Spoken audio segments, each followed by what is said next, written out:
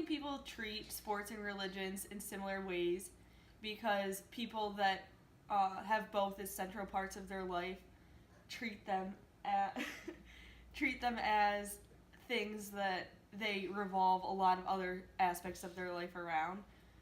For example, people that have religion as the main part of their life attend churches weekly and maybe go to other things, and then people that have sports in the center of their life, they either attend or participate in games as well as practice to become better at their sport, similarly to the way people become more involved in their religion.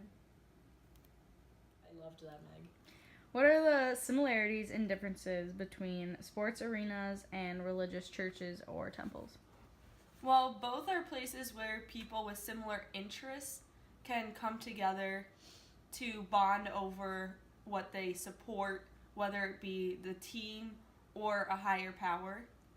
And however, at sporting events, oftentimes people of higher social classes and have the money to afford can attend.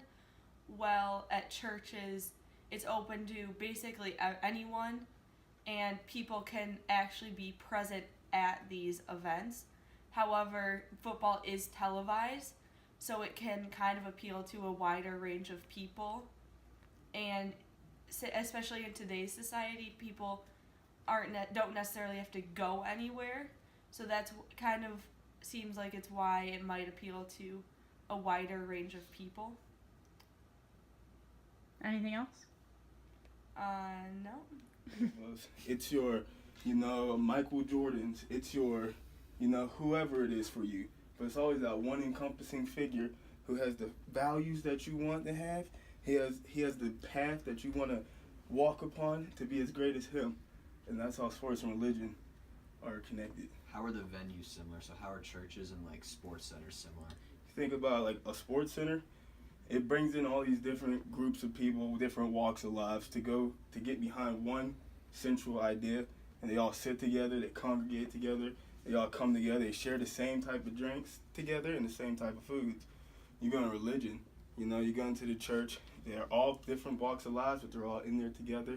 They all have the same body and blood of the Christ, and it's just a nice communal system for them, or time for them where they can view their one central thing going on in front of them all on a stage. So do you actually want to get interviewed for? Here are some similarities between sports and religion. Both have places or buildings for communal gatherings and special events. For example, sports have stadiums and arenas, and religions have churches and temple services.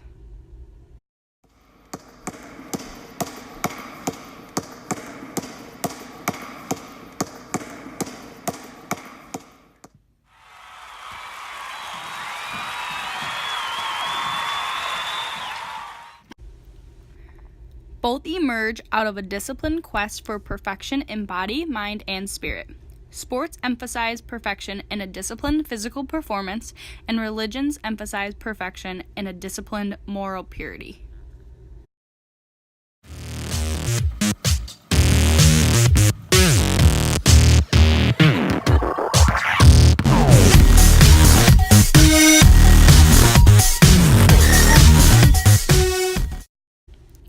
Both are controlled through structured organizations and hierarchical systems of authority. Sports have commissioners, athletic directors, and coaches, and religions have bishops, pastors, priests, ministers, and rabbis.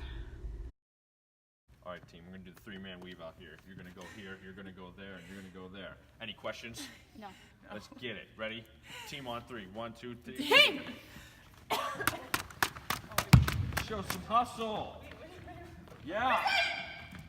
That's what I like to see. That's hustle.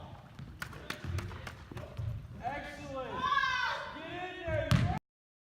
Both have rituals before, during, and after major events. Sports have initiations, national anthems, halftime pep talks, hand slapping, and band parades, and religions have baptisms, opening hymns, regular sermons, the joining of hands, and ceremonial processions. Will everyone please rise?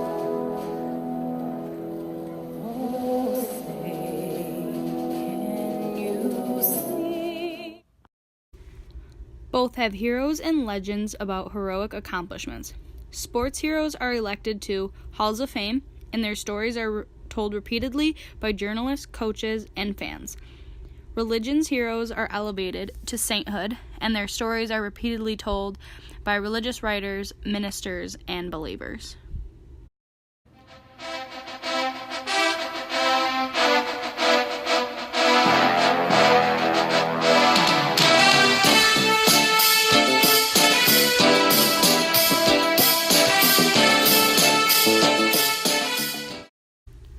Both can be used to distract attention from important social, political, and economic issues, and thereby become opiates of the masses.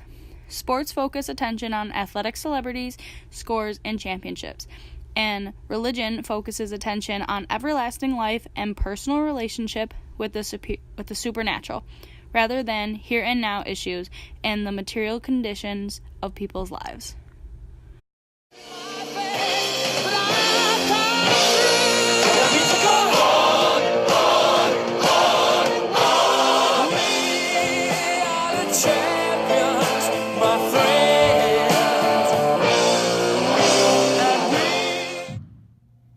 Dome-like structures are often used in religious buildings because evil spirits and demons have been known to hide in corners.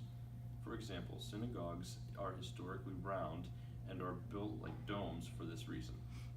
Stadiums, temples, and churches alike are created to hold large gatherings of individuals who come together on one given day to achieve one common goal.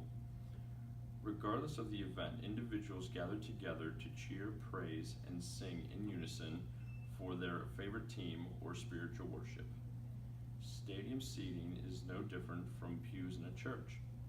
The word cathedral comes from the Latin term cathedra, which means seat. Every cathedral has a bishop's seat where only the bishop can sit. The stadium has premium seat licensure that allows everyone and anyone with a wheelbarrow full of money to sit and enjoy the game wherever they wish. As archaeologists explored the ruins in the cities, they were sure to come across many artifacts that they could have mistakenly led them to believe that the arenas were religious areas. One of the main things that they would have found that could lead to this assumption were programs and ticket stubs. As people arrive at church, they receive a pamphlet that gives the agenda for the day and breaks down the verses and the hymns that are to be sung. As you arrive to the arena, many people also buy a program which has the same general principles given the events, the times, and the dates included in it. Another indicator off of the programs they could have found is that the majority of the dates would land on a Sunday, which is Sabbath. Since almost all religions in the United States gather on Sundays, this could greatly influence the archaeologists' thoughts. Similar to the architecture, how sports fans dress resemble religious people, as quasi-religious goals include identification with the team, escape from everyday limitations and disappointments, and establishing a community of fans greatly coincides with going to church. On top of this, fans usually have a dress code of things that they wear to the stadium that could be noted in the findings, which is similar to how everyone that goes to church wears more or less within the same dress code, such as team colors or colors that you wear on Easter. You have your jerseys, and then you have your Christmas wear, which is all coincides. As with how the programs were similar to pamphlets, all the trophies and great architecture that is put in the stadiums resembles the art displayed in cathedrals, such as stained glass windows and sculptures. Religion and sports both put a lot of emphasis on praising the higher up people, such as the star athletes and popes, so shrines of athletes could appear to the archaeologists as shrines for gods that are worshipped.